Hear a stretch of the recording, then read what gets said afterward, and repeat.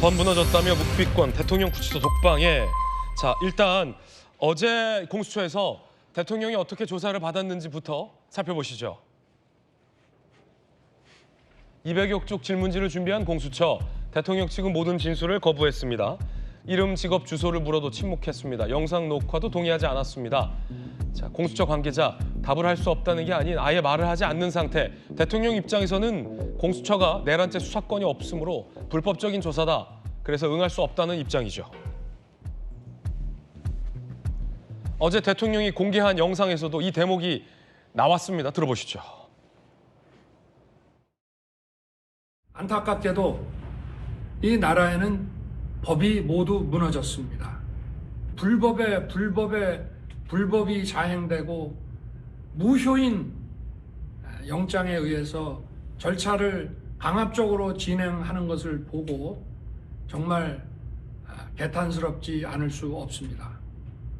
대통령으로서 이렇게 불법적이고 무효인 이런 절차에 응하는 것은 이것을 인정하는 것이 아니라 불미스러운 유혈 사태를 막기 위한 마음일 뿐입니다. 자, 공수처 조사실이 338호실입니다. 영상조사실에서 조사가 이루어졌는데 좌석 배치도도 취재가 됐어요. 함께 보시죠. 자, 변호인이 입회하에 대통령이 이제 배석을 하게 되고요. 그리고 공수처 차장검사 등이 직접 조사를 이어갔습니다. 특히 대통령의 조사를 맡은 이재승 공수처 차장이 대통령보다 7기수 아래의 검사인데요. 자, 공수처 차장, 사법연수원 30기, 대검에서 사이버수사과장, 7기수 아래의 검찰 후배로 알려져 있습니다.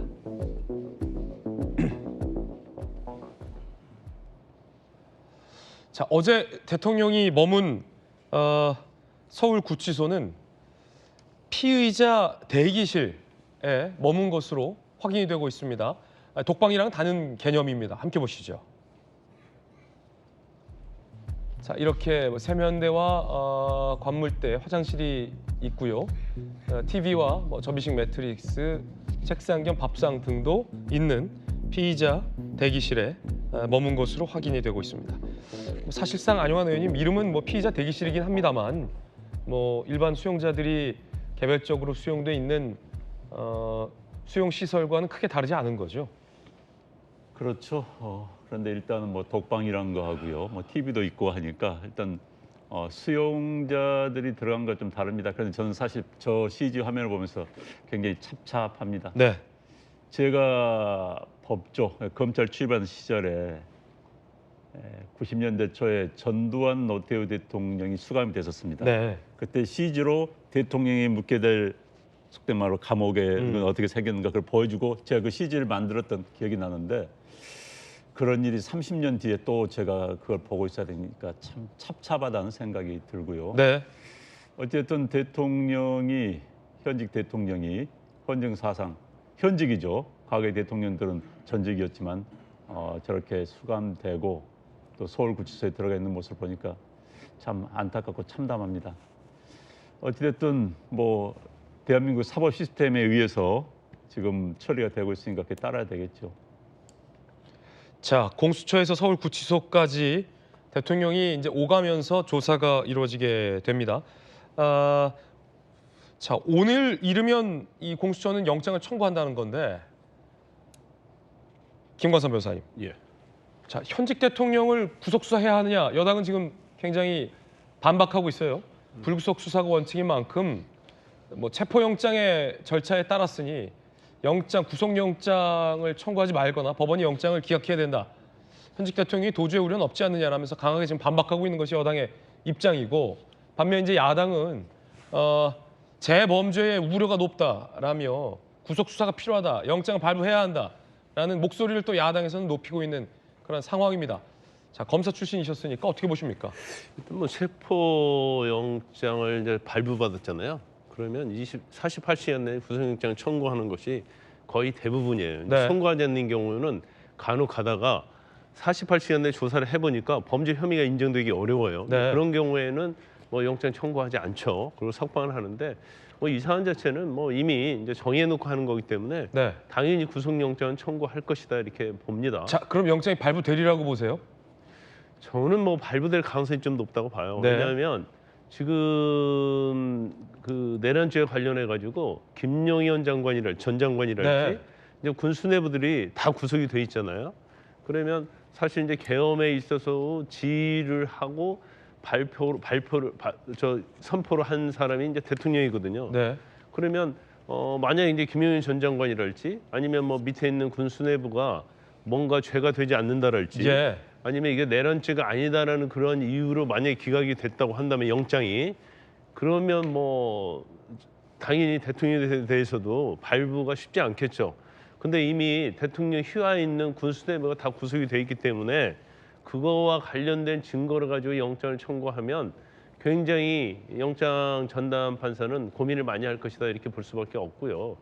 그다음에 이게 사실 아마 대통령 입장에서 보면 계속 중앙지법 얘기를 꺼내고 있잖아요. 네네. 구속영장 자체를 중앙지법에 청구하면 조금은 가능성이 있다 이렇게 대통령은 판단하고 있는 것 같습니다. 지금 그럼 또 서부지법에 청구하는 겁니까? 그렇죠. 그래서 지금 공수처는 체포영장을 서부지법에서 발부받았고 그다음에 이제 대통령 주거지가 사실은 뭐 서부지법 관할이다. 그래서 서부지법에 청구하겠다는 거 아닙니까? 그래서 네. 이거 자체도 대통령이 인정할 수 없는 거예요. 대통령이 지금 우리가 보통 신문할 때는 인정신문을 하거든요. 예. 자, 이름이 어떻게 되고 생년월일이 어떻게 되고 주소가 어떻게 되고 그것부터 묻고 시작하는데 이것조차도 이야기하지 않고 침묵으로 일관하고 있다는 거 아닙니까? 그만큼 이제 공수처의 체포영장 자체가 불법이다 생각하고 수사 자체가 불법이기 때문에 네. 내가 여기에서 한마디도 할 필요가 없다. 그렇군요. 이렇게 생각하고 있는 거예요. 예. 자, 일단 구속영장의 발부 조건 중에 하나가 가장 고려되는 것이 이제 증거인멸과 도주의 우려인데 과연 대통령을 구속해야 하느냐와 관련해서 여야 의견도 좀 한번 들어보겠습니다. 먼저 안영환 의원님, 구속해서 수사해야 한다고 보십니까? 아마 방금 김강산 변호사님 말씀하신 것처럼 종범이랄 수 있는 김용현 전 국방장관이 구속이 됐기 때문에 그 논리에 따르면 구속이 불가피할 것 같습니다. 다만 대통령은 민주적 국민들에 의해 뽑힌 대통령은 내란 외환죄를 제외하고는 형사소추하지 않습니다. 예. 약간 예외적인 일반 국민들 입장에서 본다면 상당히 특수한 케이스죠. 그걸 인정을 해주는 겁니다. 어떤 의미에서는 사법적인 특권이죠. 네. 또 국회의원들은 면책 특권이 있습니다. 민주적인 절차에 의해서 뽑힌 선량들이기 때문에 국회의원들이기 때문에 그런 의미에서 일반 국민들과 다른 그런 예외적인 것을 적용을 합니다. 물론 법 앞에 모든 국민 예외는 있을 수는 없습니다. 그래서 저는 대통령을 꼭 구속해서 재판을 받게 하느냐 하는 거하고 대통령을 불구속한 상태에서 재판을 받게 하는 거하고 굉장히 큰 차이가 있습니다. 방어권 이런 이야기는 하지 않겠습니다. 그건 뭐 일반적인 이야기이기 때문에요. 그러나 자, 대한민국을 어떻게 세계에서 볼 것인가는 저는 그 시각이 굉장히 좀 두렵고요. 예. 뭐 법 앞에 평등하다 말 논리라면 할 말이 없습니다만 아까 앞에 말씀드린 것처럼 민주적 절차에 의해서 뽑힌 이른바 선출직에 대해서는 예외를 두고 있다는 걸 먼저 말씀을 드리고요. 지금 프랑스의 사르코지 대통령 같은 경우는 리비아에서 돈을 거액의 정치자금을 받은 것 때문에 지금 재판을 받고 있는데 불구속 수사 상태에서 재판을 받고 있습니다. 우리 같으면 난리가 났겠죠. 외국에 돈을 받기 때문에 야당에서 무슨 외환죄니 하면서요. 예. 그렇지만 또 이스라엘의 네타냐후 총리는 또 배임, 횡령, 뇌물죄로 지금 재판을 받고 있지만 불구속 상태에서 현재 수상직을 유지하면서 참 아랍과의 전쟁을 치르면서 지금 하고 있는 겁니다. 저는 뭐 굳이 이런 예를 들지 않더라도 대통령에 대해서 굳이 구속을 해가지고 재판을 받게 하는 것이 타당한 것인가에 대해서는 의심을 가지고 있고요. 특히 기소를 하게 되면 지금 구속 불구속은 수사의 목적입니다. 그 자체가 목적은 아닌데 우리는 보통 이제 그렇지 않습니까? 저 친구 구속해 버려. 그게 형벌이 아니거든요. 예. 수사의 목적입니다. 수사의 목적을 달성했다고 한다면은 굳이 구속할 필요가 있겠는가? 피차 기소가 되면은 재판을 받게 되는 거고 또 1심 재판부가 형량을 뭐 하면서 법정 구속도 할 수 있는 겁니다. 정 이건 부당하다고 생각하면요. 그렇기 때문에 그리고 아주 원론적인 이야기를 한다면요. 현재 탄핵에 대한 재판이 탄핵 결정이 나지 않았습니다. 정상적이라고 한다면은 우리가 이성을 가지고 천천히 생각한다면은 탄핵의 과정에서 탄핵이 인용이 된다. 그럼 내란죄 인용이 되는 건 인정하는 거나 마찬가지입니다. 대한민국 최고의 사법기관이랄 수 있는 헌법재판소에서 탄핵이 인용이 되면 내란죄가 인정되는 건 마찬가지라고 봐야 되는 겁니다. 그렇다면은 뭐 굳이 뭐 구속 불구속이 의미가 없는 것이죠. 그래서 지금 상황에서는 글쎄 현직 어찌됐든 현직입니다. 현직 대통령을 구속해서 서울구치소에 가둬놓고 재판을 받게 한다. 저는 이것은 참 적절하지 않다고 생각을 합니다. 예, 현직 대통령의 체포와 구속은 헌정사상 없었습니다. 자, 이제 스튜디오로 좀 돌아오겠습니다. 그만큼 굉장히 유례없는 일에 대해서 우리 국민들도 지금 마주하게 된 상황이고 여야 정치권도 의견이 다른 겁니다. 거듭 말씀드리지만 헌정사상 현직 대통령이 체포되거나 구속된 사례는 없었습니다. 전 세계적으로도 현직 대통령 신분으로 체포되거나 구속된 사례는 찾아보기가 힘든 일입니다. 법 앞에 평등해야 한다라는 하나의 중요한 원칙과 함께 현직 대통령에 대해서 탄핵 절차도 진행 중인데 형사 사건에 있어서 구속까지 하는 것은 너무 지나치다라는 의견도 팽팽하게 맞서고 있는 상황입니다. 이번엔 자, 야당의 또 김유정 의원님 의견도 한번 들어보겠습니다. 대통령 구속해야 되느냐 말아야 되느냐. 앞서 안영환 의원님은 구속은 과하다라는 의견이에요. 어제 대통령의 체포영장이 집행되는 것을 보고 외신들은 대한민국의 헌법과 법률에 따라서 시스템이 작동한다라고 높이 평가를 했거든요. 네. 그리고 많은 국민들이 안도의 한숨을 내쉬었죠. 왜 그랬겠습니까? 3번의 출석 불응 그리고 한 번의 체포 실패, 2번째에 가서 어제 그 상황이 이루어진 것인데 이런 일을 안 만들 수도 있었어요. 그런데 대통령이 이건 자초한 일 아닙니까?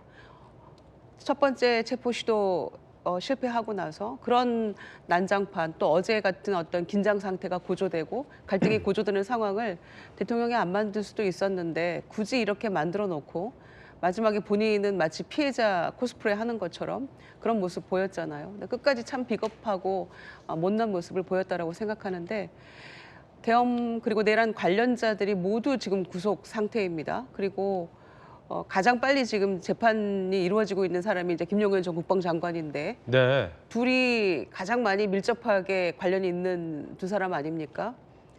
그런데 불구속이 될까요? 저는 체포영장 내일 10시 33분까지인데 반드시 영장 청구가 될 것이고 그리고 영장 발부될 거라고 생각합니다.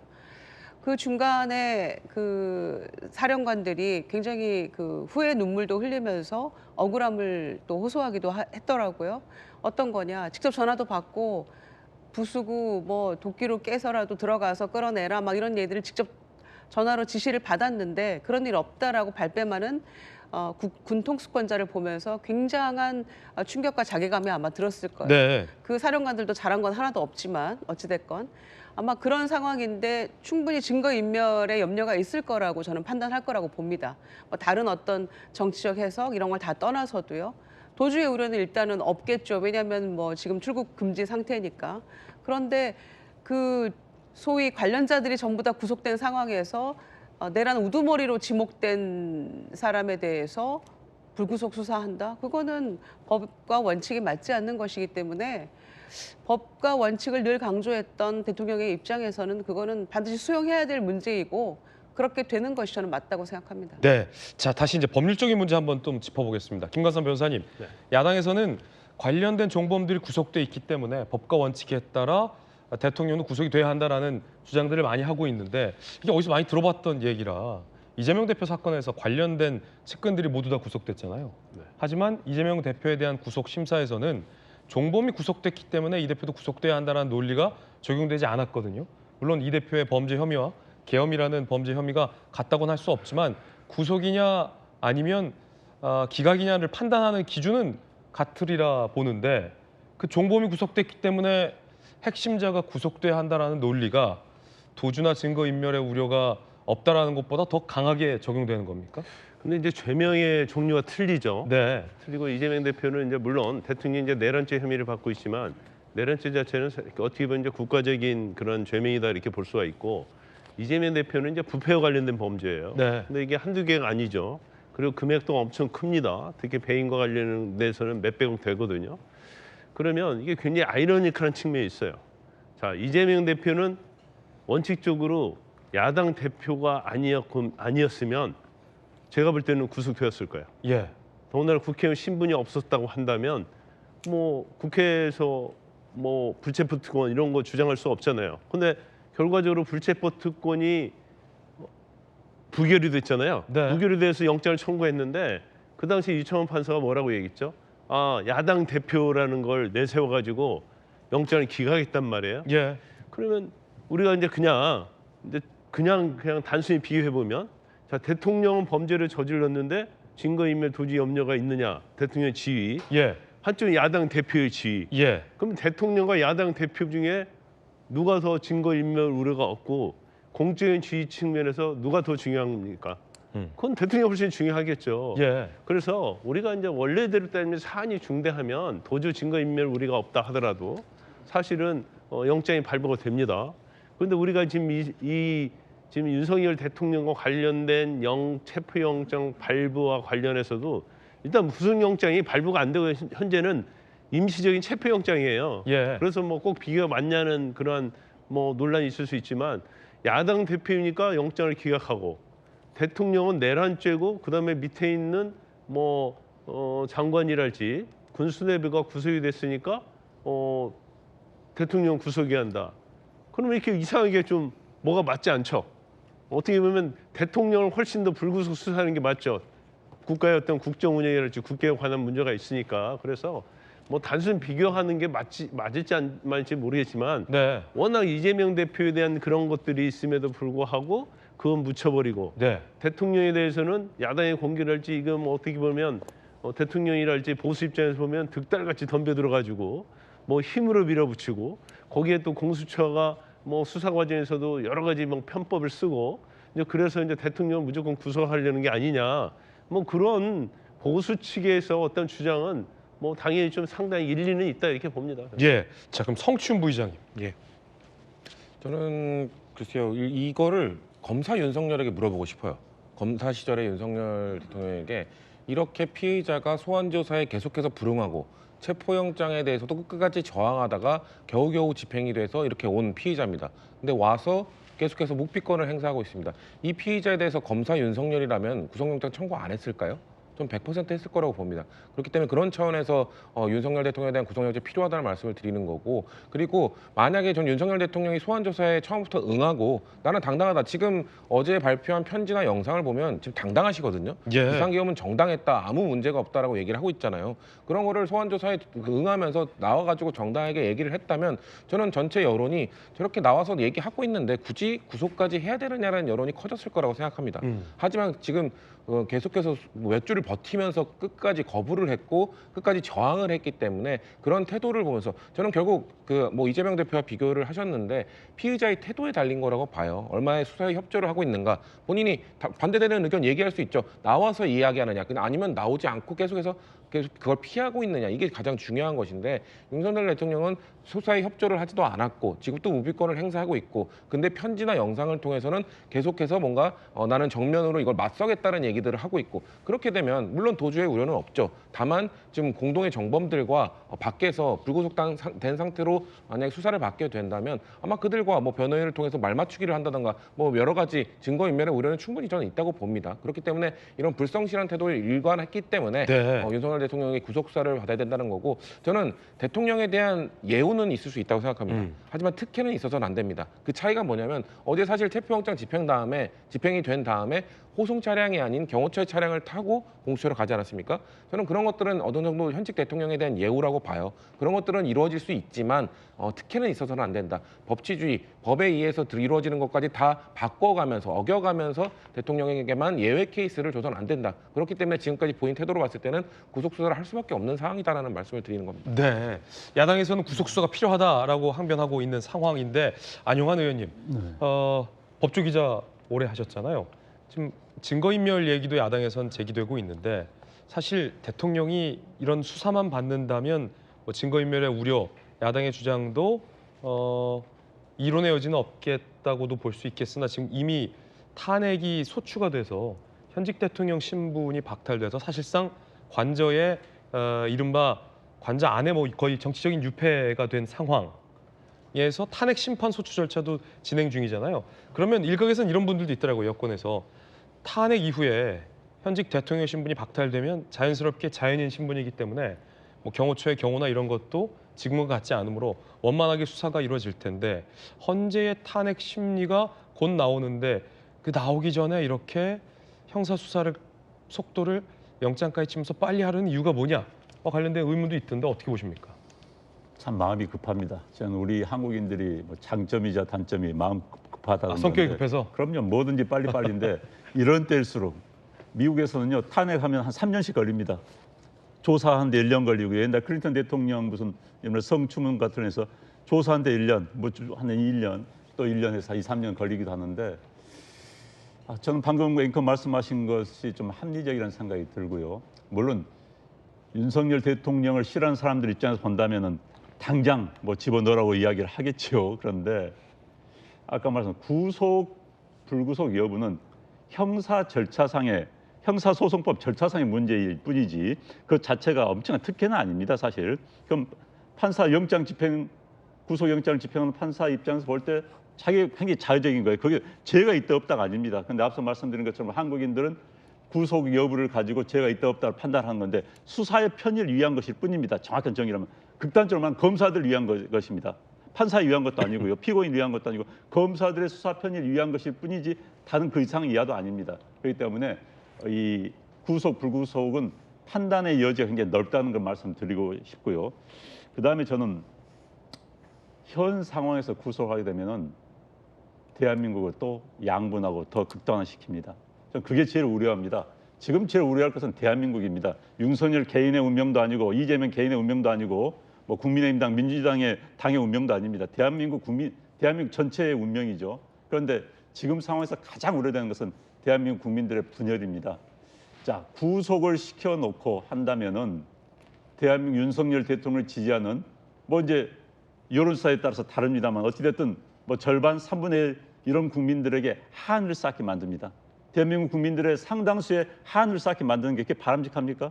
굳이 피할 수 있다면 아니 죄가 있는데 유죄를 무죄로 하자는 것도 아니고요. 죄가 30년인데 20년 하라는 것도 아닙니다. 단지 이건 구속 불구속은 형사 검찰의 수사 기법 중에 하나일 뿐입니다. 그런데 그걸 가지고 대한민국 국민들을 양반으로 나누고 한을 쌓게 하고 분노케 만든다. 저는 이건 바람직하지 않다고 봅니다. 피할 수 있는 것을 왜 피하지 않는가? 그건 굉장히 답답한 노릇이죠. 그래서 저는 이러한 구속 여부가 대한민국을 분열시키는 데 대해서 굉장히 우려가 되고요. 사실 묘안은 그겁니다. 대한민국 국민들을 분열시키지 않으면서 좀 순화시키면서 가는 방법은 방금 앵커 말씀하신 것처럼 일단 탄핵 절차를 기다려 보는 겁니다. 대통령은 우리 안에 갇힌 호랑입니다. 더 이상 아무것도 할 수가 없습니다. 관저에 숨어 사는 사람밖에 안 되는 겁니다. 야당에서 공격하는 것처럼 관저에서 웅크리고 있는 호랑이일 뿐입니다. 그런 호랑이를 굳이 넣어서 또 호랑이를 지지하는 어떤 국민들에게 분노와 한을 쌓게 할 이유가 뭐가 있는가 저는 그런 생각이 들고요. 탄핵 절차가 뭐 끝나겠죠. 3개월이든 5개월이든 끝나면은 끝난 다음에 기소를 하더라도 저는 큰 문제가 없다고 보여집니다. 그때 조사하면은 뭐 탄핵 인용이 된다면은 인용이 되면은 자연인 아니겠습니까? 그러면 뭐 구속을 하든 불구속을 하든 아무 상관이 없습니다. 대한민국을 위해서는 거의 일 개인의 구속 불구속은 대한민국에 전혀 영향을 미치지 않습니다. 윤석열 개인의 문제일 뿐입니다. 그렇지만 현직 대통령이기 때문에 우리가 걱정을 하는 거고요. 기각이 된다면 탄핵이 기각이 된다면 그때는 다른 시각에서 봐야 되는 겁니다. 왜? 앞서 말씀드린 것처럼 대한민국 최고의 사법기관인 헌재에서 탄핵의 기본적인 핵심 쟁점이 내란죄입니다. 내란죄에 대해서 인정하지 않는다. 또 이런 부분이 된다면 다른 시각에서 볼 수밖에 없는 것이죠. 그렇기 때문에 탄핵 이후에 판단하는 것이 이성적으로는 맞습니다. 그러나 이제 윤석열 대통령이 싫어하는 사람 입장에서 보면 당장 구속에 이렇게 나올 수밖에 없겠죠. 예. 그러나 지금 이 순간은 좀 우리가 이성적으로 대한민국에서 뭐가 더 바람직한 것인지 법의 형평성도 좋습니다.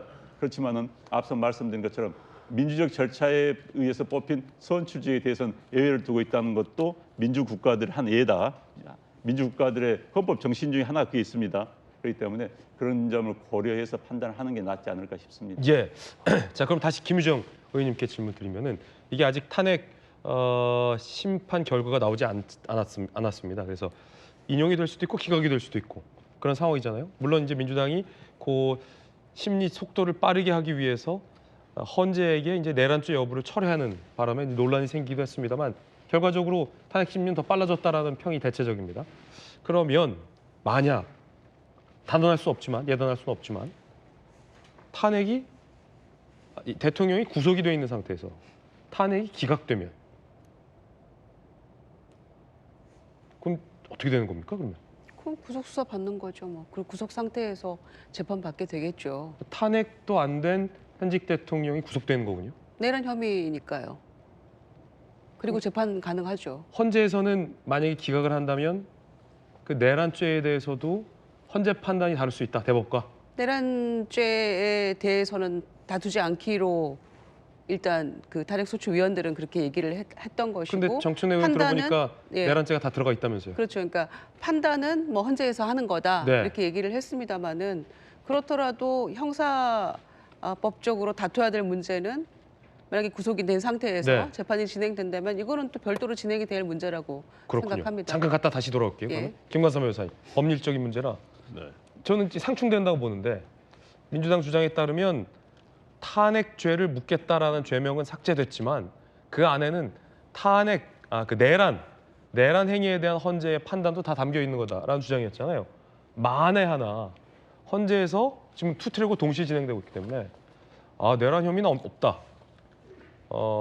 그래서 탄핵할 정도는 아니다. 계엄은 불법이지만 탄핵할 정도 아니다라고 기각이 된다. 그런데 수사기관에서 영장을 발부받아서 내란죄 혐의로 구속을 시켜놨다. 그러면 헌재가 더 상위 기관이기 때문에 헌재에서 내란이 아니다라고 탄핵이 기각했다면 구속도 풀려나야 되는 거 아닙니까? 근데 우리 이제 법적인 걸 모르는 국민의 입장에서는 앵커가 말한 것처럼 생각할 수는 있어요. 네. 근데 이제 헌법재판소가 일단 이제 법원보다 상위 기관이다 이렇게 말할 수는 없어요. 물론 이제 유언 법률 같은 걸 심사하기 때문에 거기서 유언이 나오면 이제 법원에서는 그에 따를 수밖에 없죠. 네. 그래서 그냥 외형적으로 보면 마치 헌법재판소는 법률에 대해서 유언 여부 해석기관이면서 여러 가지 헌법 심판이랄지 이런 걸 하기 때문에 예. 상위기관이 아니냐 이제 그런 생각할 수 있지만 이게 헷갈려요. 그래서 네. 많은 분들이 궁금할 것 같아서 정확히 물어보는 거예요. 일단 이제 별개의 기관이다 이렇게 네. 볼 수 있고요. 그다음에 이제 탄핵 심판과 관련해서는 법원은 법률적으로 따지는 사법기관이고요. 네. 헌재는. 헌재는 일종의 정치적 사법기관이라고 볼 수 있어요. 네. 그래서 죄가 되느냐 아니냐를 엄격히 따지는 게 아니고 제일 중요한 것은 윤 대통령에 대해서는 헌법과 법률의 위반이 있는데 그것이 중대하냐 중대하지 않느냐. 그래서 헌법과 법률 위반이 일단 되는지를 첫째 봐야 하고 그게 탄핵할 만큼 중대한 사유가 되느냐 안 되느냐를 보거든요. 근데 그 죄목이 같기 때문에 그래서 이제 두 기관의 만약에 결과가 상충된다면 네. 어떻게 되는 거죠? 근데 헌법재판소에서는 해보니까 뭐 일부 약간 위반이 있긴 하는데 네. 이건 탄핵을 할 정도 중대한 사유는 아니다. 했고 예를 들어서 헌법재판소에 기각을 해버렸어요. 예. 그러면 대통령 지위가 유지가 되겠죠. 예. 직무정지는 풀립니다. 예. 그러면 이제 내란죄 관련해서 예를 들어 구속을 전제로 얘기한다고 한다면 네. 지금 구속돼 있잖아요. 그럼 재판은 받아야 하는 거예요, 이것은. 예.